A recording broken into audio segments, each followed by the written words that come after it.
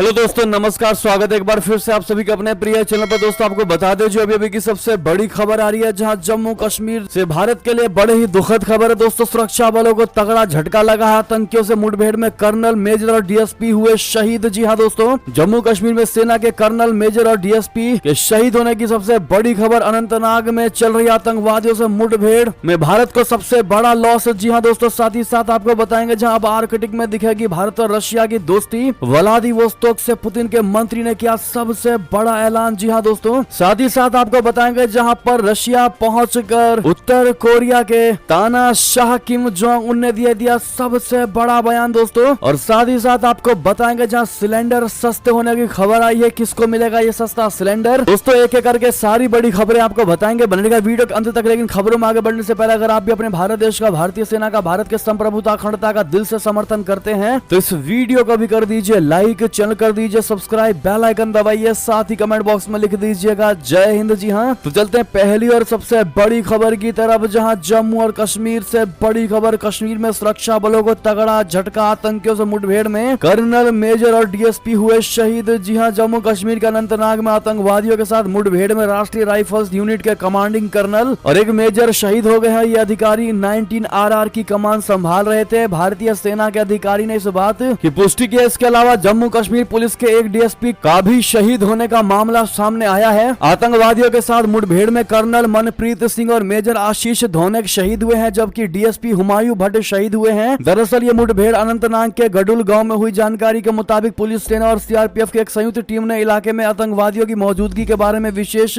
जानकारी पर घेराबंदी और तलाशी अभियान चलाया और छिपे हुए आतंकवादियों ने सुरक्षा बलों पर गोलीबारी की, जिस पर जवाबी कार्रवाई की गई। लेकिन आतंकवादियों की प्रारंभिक गोलीबारी में 3 सुरक्षा अधिकारी गंभीर रूप से घायल हो गए, जिनमें से 2 एक कर्नल और मेजर सेना से है और एक जम्मू कश्मीर पुलिस का डीएसपी है। जी हाँ दोस्तों, आपको बता दें उनकी मौत यानी कि वो शहीद अचानक से हमला होने पर हुए। जी हाँ दोस्तों, वो पूरे तरीके से तैयार भी नहीं थे कि उन पर अचानक से हमला कर दिया गया। उनको पता भी नहीं था कि ये आतंकवादी हैं और वो आतंकवादी घात लगाकर बैठे थे। और जैसे ही हमारे सैनिक वहाँ पहुंचे, तलाशी अभियान के बीच में ही दोस्तों उन पर गोलीबारी कर दी गई। बहरहाल बड़ी ही बुरी खबर, बड़ी ही दुखद खबर आप कह सकते हैं भारत के लिए निकलकर सामने आया है। ऐसे में दोस्तों शहीद हुए अपने जवानों को आप लोग श्रद्धांजलि अवश्य दीजिएगा। लेकिन इस हमले पर दोस्तों आपकी क्या राय होने वाली है, कमेंट में लिखकर अवश्य बताइएगा। चलता अगली बड़ी खबर की तरफ, जहां पर अब आर्कटिक में दिखेगी भारत और रशिया की दोस्ती। व्लादिवोस्तोक से पुतिन के मंत्री ने किया सबसे बड़ा ऐलान। दरअसल भारत और रशिया ने सुदूर पूर्वी रूसी बंदरगाह व्लादिवोस्तोक में भारतीय नाविकों को ध्रुवीय और आर्कटिक जल क्षेत्र के लिए प्रशिक्षित करने पर बुधवार को सहमति व्यक्त की। एक आधिकारिक बयान के अनुसार दोनों पक्षों ने उत्तरी समुद्री मार्ग के साथ साथ पूर्वी समुद्री मार्ग जैसे नए परिवहन गलियारों के इस्तेमाल की संभावना सहित समुद्री सहयोग को व्यापक बनाने के तरीकों पर भी चर्चा की। व्लादिवोस्तोक में रशिया सालाना होने वाले ईस्टर्न इकोनॉमिक फोरम का आयोजन कर रहा है। हाल में ही नई दिल्ली में आयोजित G20 शिखर सम्मेलन के साझा घोषणा पत्र को लेकर रशिया ने भारत की तारीफ भी की थी। बयान के अनुसार यहाँ दौरे पर आए केंद्रीय बंदरगाह, जहाज रानी और जलमार्ग मंत्री सर्बानंद सोनोवाल और सुदूर पूर्व एवं आर्कटिक के विकास के लिए रूसी संघ के मंत्री A.O. चुकुनकोव के बीच समुद्री सहयोग पर चर्चा हुई। इसके अनुसार दोनों नेताओं ने समुद्री सहयोग को व्यापक बनाने के लिए भारत और रशिया के बीच समुद्री संचार से जुड़े विभिन्न विषयों पर चर्चा की। जी हाँ दोस्तों, एक और खबर की बात करते हैं। इतना ही नहीं, जहां खुद व्लादिमीर पुतिन मोदी जी को लेकर कर रहे हैं बड़ा खुलासा। व्लादिमीर पुतिन की कार का पीएम मोदी से है खास कनेक्शन। बता दें क्या कहा पुतिन ने। प्रधानमंत्री नरेंद्र मोदी की जमकर तारीफ की गई है व्लादिमीर पुतिन के द्वारा। उन्होंने पीएम मोदी की नीतियों की प्रशंसा करते हुए कहा कि वे मेक इन इंडिया को बढ़ावा देकर सही काम कर रहे हैं। उन्होंने 8वें ईस्टर्न इकोनॉमी फोरम यानी EEF में रूसी निर्मित कारों पर मीडिया के एक सवाल का जवाब देते हुए पीएम मोदी का जिक्र किया। पुतिन ने कहा कि घरेलू स्तर पर निर्मित ऑटोमोबाइल का उपयोग किया जाना चाहिए। इस दिशा में भारत पहले ही पीएम मोदी के नेतृत्व में अपनी नीतियों के माध्यम से उदाहरण स्थापित कर चुका है। पुतिन ने कहा कि आप जानते हैं हमारे पास तब घरेलू स्तर पर निर्मित कारें नहीं थी, लेकिन अब हमारे पास हैं। ये सच है कि वे मर्सिडीज या ऑडी कारों की तुलना में अधिक मामूली दिखती है, जिनमें हमने भारी मात्रा में खरीदा था। जी हाँ, लेकिन ये कोई मुद्दा नहीं है। मुझे लगता है कि हमें अपने कई साझेदारों का अनुकरण करना चाहिए। उन्होंने कहा कि उदाहरण के तौर पर भारत को देखिए, वे भारत में निर्मित वाहनों के निर्माण और उपयोग पर ध्यान केंद्रित कर रहे हैं। मुझे लगता है कि प्रधानमंत्री मोदी सही काम कर रहे हैं मेक इन इंडिया कार्यक्रम को बढ़ावा देने में। ऐसे में दोस्तों अगर आप भी पीएम मोदी के मेक इन इंडिया वाले कॉन्सेप्ट से पूरी तरीके से समर्थन करते हैं तो मोदी है तो मुमकिन है जरूर कहिएगा। साथ ही साथ अगली खबर की बात करें, जहां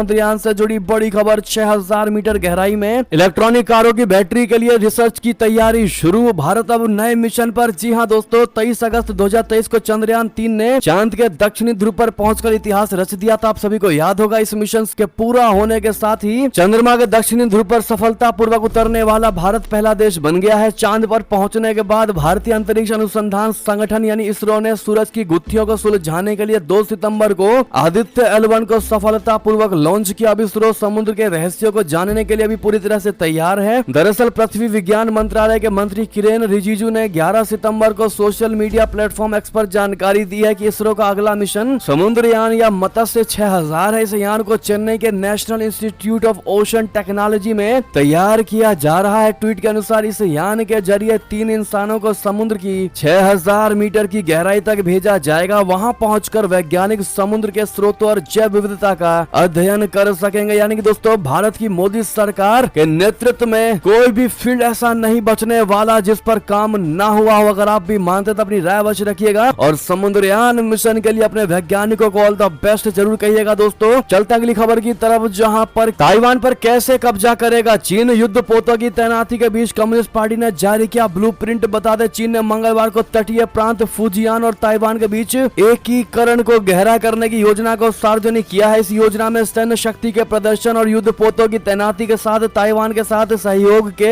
लाभों का भी जिक्र है। चीनी कम्युनिस्ट पार्टी की केंद्रीय समिति और राज्य परिषद ने इस ब्लूप्रिंट को संयुक्त रूप से जारी करते हुए फुजियान को ताइवान के साथ जोड़कर विकास करने का वादा किया है। कम्युनिस्ट पार्टी ने वादा किया है कि वो ताइवान के निवासियों के लिए फुजियान में पहला घर बनाने की खुली छूट देगा। चीन की सरकारी मीडिया ने इसे ताइवान के भविष्य के विकास का ब्लूप्रिंट करार दिया है। चीनी कम्युनिस्ट पार्टी ने इस ब्लूप्रिंट को तब जारी किया है जब ताइवान में राष्ट्रपति चुनाव होने जा रहा है। ऐसे में माना यह जा रहा है कि चीन की पूरी कोशिश ऐसे दस्तावेज जारी कर ताइवानी चुनाव को प्रभावित करने की है। ताइवानी अधिकारियों के अनुसार बीजिंग के एकीकरण योजना जारी करने से पहले एक चीनी विमान वाहक पोत और लगभग 2 दर्जन चीनी युद्ध पोतों को इस हफ्ते ताइवानी जल क्षेत्र के पास इकट्ठा होते देखा गया है। चीन लंबे समय से ताइवान को घेरने की कोशिश कर रहा है। चीन के सभी राजनेता और सेना लगातार ताइवान पर सैन्य आक्रमण की धमकी देते रहते हैं। हाल के वर्षों में चीन और ताइवान के संबंधों में काफी गिरावट आई है। ऐसे में यह स्पष्ट नहीं है कि ताइवान के लोग चीन के इस प्रस्ताव के प्रति कितने सकारात्मक रुख दिखाएंगे। दोस्तों, साथ ही साथ आपको बता दें बड़ी खबर, जहां कभी भी बंद हो सकती है कंगाल पाकिस्तान की सरकारी एयरलाइंस PIA। सिर्फ 2 दिन की उड़ान का पैसा बचा हुआ है। आपको बता दें, पाकिस्तान की सरकारी विमानन कंपनी पाकिस्तान इंटरनेशनल एयरलाइंस यानी PIA पतन के कगार पर पहुंच चुकी है। PIA के एक शीर्ष अधिकारी ने चेतावनी दी है कि अगर उन्हें तत्काल फंड नहीं दिया गया तो 15 सितंबर से उड़ानों को निलंबित कर दिया जाएगा। उन्होंने यह भी बताया कि PIA पहले से ही 23 की जगह सिर्फ 16 विमानों को ऑपरेट कर रही है। इनमें से भी ज्यादातर उड़ानों को रद्द करना पड़ा है। PIA के पायलटों और ग्राउंड स्टाफ को पिछले कई महीनों से वेतन नहीं मिला है। इतना ही नहीं, कंपनी अभी तक कर्ज लेकर ईंधन और स्पेयर पार्ट्स का जुगाड़ कर रही थी, जो अब मिलना बंद हो चुका है। जियो न्यूज ने पाकिस्तान इंटरनेशनल एयरलाइंस के सीनियर डायरेक्टर के हवाले से ये जानकारी दी और बताया कि विमान कंपनी निर्माता कंपनी बोइंग और एयरबेस ने भुगतान न करने पर PIA को स्पेयर पार्ट्स की आपूर्ति में निलंबित कर दी है। सीमित उड़ान संचालन के कारण राष्ट्रपति एयरलाइंस को रोजाना लाखों रुपए का नुकसान हो रहा है। अधिकारी ने यह भी खुलासा किया है कि ईंधन के लिए भुगतान न करने पर PIA के एक विमान को दमन हवाई अड्डे पर जबकि अन्य 4 को दुबई हवाई अड्डे पर रोक लिया गया है। चलते हैं दोस्तों अगली खबर की तरफ, जहां पर पुतिन से मिलकर बोले तानाशाह किम जोंग उन, कहा मैं रूस के साथ हमेशा खड़ा रहूंगा। यूक्रेन युद्ध पर क्या कहा वो आपको बता दें। उत्तर कोरिया के नेता किम जोंग उन ने बुधवार को रशिया के राष्ट्रपति व्लादिमीर पुतिन के समक्ष उनके सुरक्षा हितों की रक्षा के लिए युद्ध यानी यूक्रेन के युद्ध के संदर्भ में अपने देश की ओर से पूर्ण समर्थन देने का संकल्प जताया। किम जोंग उन ने कहा कि उनका देश साम्राज्यवाद विरोधी मोर्चे पर हमेशा मॉस्को के साथ खड़ा रहेगा। किम जोंग उन ने रशिया के साथ उत्तर कोरिया के संबंध को पहली प्राथमिकता बताया। रूस और उत्तर कोरिया के नेताओं ने एक सुदूरवर्ती साइबेरियाई रॉकेट प्रक्षेपण केंद्र में मुलाकात की। पुतिन ने अपने शुरुआती संबोधन में रशिया में किम का स्वागत किया और कहा कि अपने देश में किम को देखकर उन्हें खुशी हो रही है। पुतिन ने दोनों नेताओं के बीच बातचीत के एजेंडे में आर्थिक सहयोग, मानवीय मुद्दों और क्षेत्र में स्थिति को शामिल किया है। चलते दोस्तों इसी से जुड़ी एक और खबर की, जहां इधर रशिया पहुंचे किम जोंग उन तो उधर उत्तर कोरिया ने दाग डाली बैलिस्टिक मिसाइल। जापान ने किया बड़ा दावा कि समुद्र में गिरी जाकर ये मिसाइल। बता दें उत्तर कोरिया के तानाशाह किम जोंग उन खुद तो रशिया में है, लेकिन उत्तर कोरिया से बड़ा मिसाइल हमला किया गया है। जी हां, इसी बीच जापान के प्रधानमंत्री ऑफिस की तरफ से सोशल मीडिया प्लेटफॉर्म X पर एक पोस्ट किया गया जिसमें उत्तर कोरिया कोरिया द्वारा एक बैलिस्टिक मिसाइल लॉन्च करने की सूचना दी गई है। पीएमओ ऑफ जापान की तरफ से की गई पोस्ट में कहा गया है कि उत्तर कोरिया ने एक बैलिस्टिक मिसाइल लॉन्च किया। फिलहाल इस मिसाइल के बारे में अधिक जानकारी नहीं मिल पाई है। जापान के तट रक्षकों ने बताया है कि उत्तर कोरिया की तरफ से 2 मिसाइलें दागी गई जो समुद्र में जाकर गिरी। जी हाँ, अगली खबर की बात करते हैं जहां पर भारत के मिडिल ईस्ट यूरोप कॉरिडोर की रीढ़ बनेगा ये मुस्लिम देश, झेल रहा पाकिस्तानी जैसी कंगाली। बता दें, भारत, अमेरिका, यूरोपीय यूनियन और सऊदी अरब ने G20 शिखर सम्मेलन के दौरान मिडिल ईस्ट कॉरिडोर पर औपचारिक सहमति का ऐलान किया। इस कॉरिडोर के जरिए भारत से लेकर मध्य पूर्व और यूरोपीय देशों तक एक नया ट्रेड रूट खोला जाएगा। इसे चाइना के belt and road initiative BRI का कार्ड बताया जा रहा है। इसमें भारत से बंदरगाह के जरिए सऊदी अरब तक कनेक्टिविटी रहेगी। इसके बाद रेल नेटवर्क के जरिए मध्य पूर्व को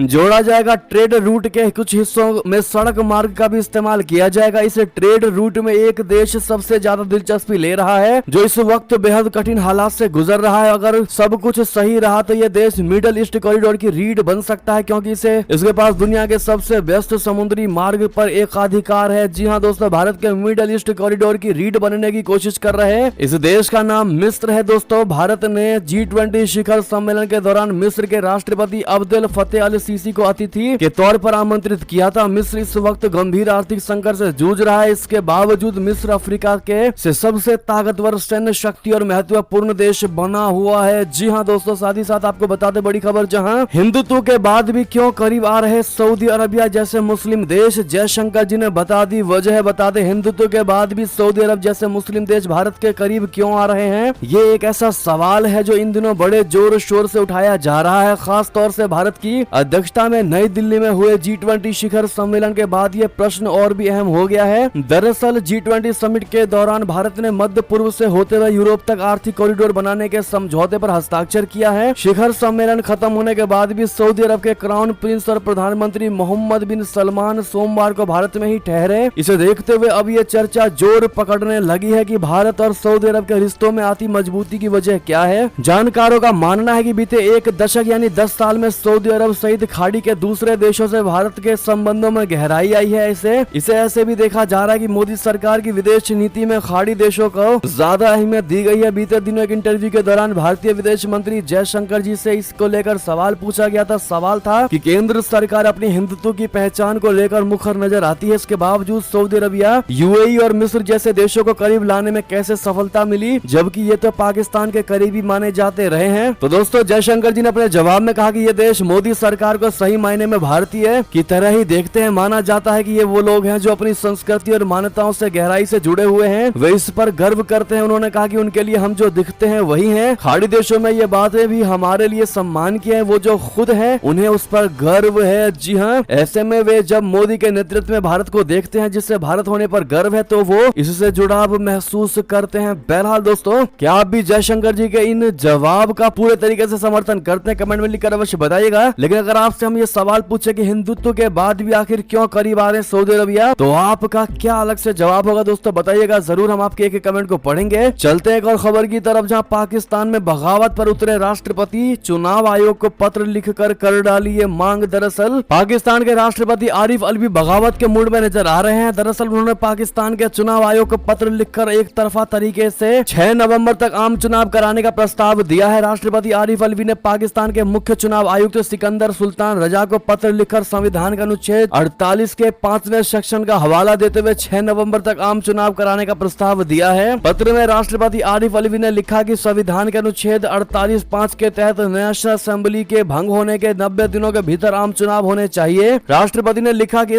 इस अनुच्छेद के तहत पाकिस्तान में आम चुनाव 6 नवंबर तक हो जाने चाहिए क्योंकि 6 नवंबर 2023 को नेशनल असेंबली भंग हुए 89 दिन हो जाएंगे। उल्लेखनीय है कि आरिफ अलवी इमरान खान की पार्टी तहरीके इंसाफ के संस्थापक सदस्य हैं। इमरान खान इन दिनों जेल में बंद है। आरिफ अलवी का हाल के कई मामलों में PTI की तरफ झुकाव देखा गया है। इतना ही नहीं दोस्तों, आपको बता दें, नवाज शरीफ की वापसी को लेकर पाकिस्तान में मच गया उत्साह का माहौल। पार्टी नेता ने कहा आते ही नवाज शरीफ सब ठीक कर देंगे। जी हां, पाकिस्तान के पूर्व प्रधानमंत्री नवाज शरीफ जल्द ही पाकिस्तान लौटने वाले हैं। इसको लेकर नवाज शरीफ की पार्टी PMLN के नेता काफी उत्साहित हैं और उनका मानना है कि नवाज शरीफ आकर देश में सब कुछ ठीक कर देंगे। इससे पहले मंगलवार को नवाज शरीफ की पार्टी ने ऐलान किया कि नवाज शरीफ 21 अक्टूबर को पाकिस्तान लौटेंगे। नवाज शरीफ बीते 4 साल से लंदन में स्वयं निर्वासित जीवन जी रहे हैं। नवाज नवाज शरीफ की वापसी की तैयारी शुरू हो गई है और नवाज के भाई और पूर्व पीएम शहबाज शरीफ भी इन दिनों लंदन में ही मौजूद है। नवाज की वापसी को लेकर उनकी पार्टी के नेताओं में खासा उत्साह है। PMLN नेता अहसन इकबाल का कहना है कि ऐसे समय जब देश का राजनीतिक रूप से ध्रुवीकरण हो गया है, ऐसे में नवाज शरीफ देश में एक शांति सद्भाव लेकर आएंगे। देश को अब राहत देने की आवश्यकता है और नवाज शरीफ जैसा नेता ही ये काम कर सकता है। नवाज शरीफ सभी राजनीतिक पार्टियों को साथ लेकर सद्भाव से काम करने की क्षमता रखते हैं। साथ ही साथ दोस्तों अगली खबर की बात करें, जहां आखिर जिनपिंग को क्यों सता रहा चीनी सेना में फूट का डर, मिलिट्री बेस का दौरा कर एकता पर दे रहे लेक्चर। जी हां, चीनी राष्ट्रपति शी जिनपिंग इन दिनों पीपुल्स लिबरेशन आर्मी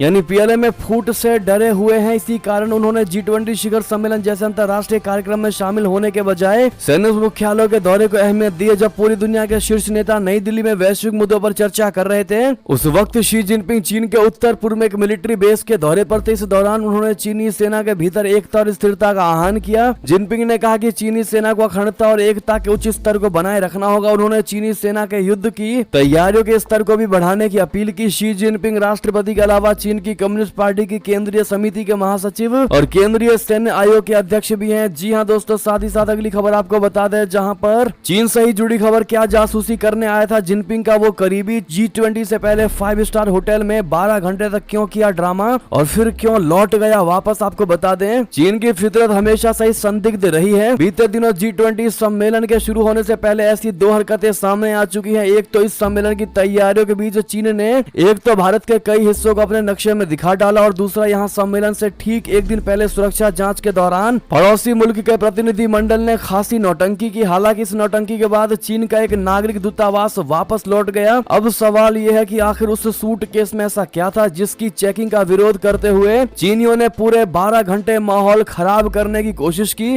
जिनपिंग का वो करीबी यानी सूटकेस के साथ वापस लौटा है, यहाँ जासूसी करने तो नहीं आया था। बहरहाल ये पहेली ही बनकर रह चुकी है। चलते अगली खबर की तरफ, जहां भारत दौरे में ट्रूडो के रुख पर भड़के कनाडाई नेता, कहा उन्हें पता भी है वो कितना बड़ा नुकसान कर रहे हैं। आपको बता दें, खालिस्तानी आतंकवाद को लेकर भारत और कनाडा के बीच बढ़ रही दूरियों के बीच नई दिल्ली में आयोजित हुई G20 बैठक में कनाडाई प्रधानमंत्री जस्टिन ट्रूडो शामिल तो हुए, लेकिन कहीं ना कहीं उनका रुखा व्यवहार रहा। भारत में ट्रूडो 3 दिनों तक रहे, लेकिन एक भी दिन उनकी भारत सरकार से किसी भी अन्य मुद्दों पर बात नहीं हुई। अब उन्हें अपने घर यानी कनाडा में ही आलोचनाओं का शिकार होना पड़ रहा है। कनाडा के सस्केचेवान प्रांत की सरकार के प्रीमियर यानी प्रमुख स्कॉट मो ने ट्रूडो पर भारत के साथ संबंधों को नुकसान पहुंचाने का गंभीर आरोप लगाया है। दरअसल स्कॉट मो ने सोशल मीडिया पर एक चिट्ठी शेयर की है। ये चिट्ठी उनकी सरकार के व्यापार मंत्री जेरेमी हैरिसन ने कनाडा की केंद्रीय सरकार के व्यापार मंत्री को लिखी थी। इस चिट्ठी में जेरेमी हैरिसन ने कहा कि किस तरह कनाडा के प्रधानमंत्री जस्टिन ट्रूडो भारत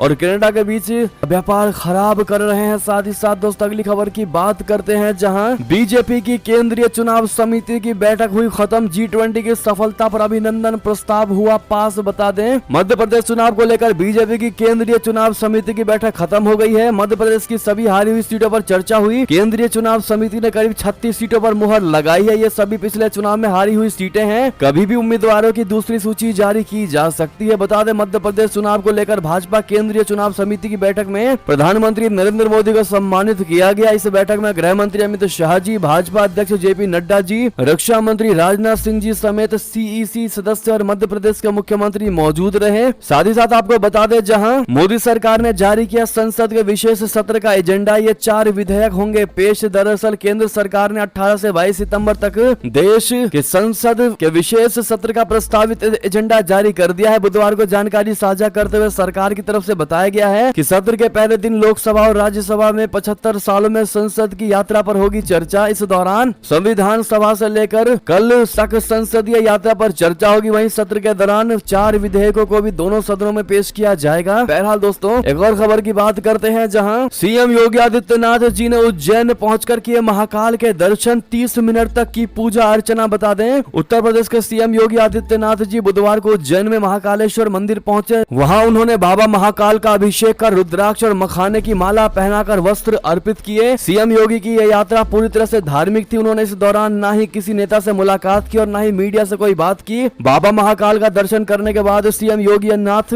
संप्रदाय के प्रमुख स्थल माने जाने वाले राजा भर्तहरि की गुफा पर पहुंचे। वहां गुरुजनों को नमन किया। योगी आदित्यनाथ महाकाल मंदिर के गर्भगृह में करीब 30 मिनट से अधिक रहे, जहां उन्होंने पूर्ण विधि विधान के साथ भगवान का अभिषेक पूजन किया और उन्हें यज्ञ पवित चढ़ाई। जी हाँ दोस्तों, ऐसे में आप भी कमेंट में जय महाकाल जरूर कहिएगा। दोस्तों अगली खबर की बात करते हैं, जहां मिलेगा मुफ्त गैस सिलेंडर और चूल्हा। सरकार ने किया ऐलान, आखिर कौन और कैसे उठा सकते हैं इसके लाभ तो बता दें। सरकार ने प्रधानमंत्री उज्ज्वला योजना के तहत महिलाओं को एलपीजी कनेक्शन देने के लिए अनुदान जारी करने की मंजूरी दी है। कैबिनेट बैठक में उज्ज्वला स्कीम में नए एलपीजी कनेक्शन को मंजूरी मिल गई है। स्कीम के तहत 1650 करोड़ रुपए की सब्सिडी मंजूर हुई है। आपको बता दें कि सरकार ने इससे पहले कैबिनेट बैठक में 33 करोड़ ग्राहकों के रसोई गैस सिलेंडर के दाम 200 रुपए तक घटा दिए थे। वहीं उज्ज्वला स्कीम के तहत ग्राहकों को 400 रुपए प्रति सिलेंडर सस्ता मिल रहा है। अब 75 लाख नए एलपीजी कनेक्शन देने को मंजूरी दे दी गई है। इस योजना की शुरुआत साल 2016 में हुई थी और देश की गरीब महिलाओं को धुएं से निजात दिलाने के लिए इसकी शुरुआत हुई। वर्तमान में योजना के साथ करीब 10 करोड़ परिवारों को जोड़ा जा चुका है। बता दें कि वर्तमान में उज्ज्वला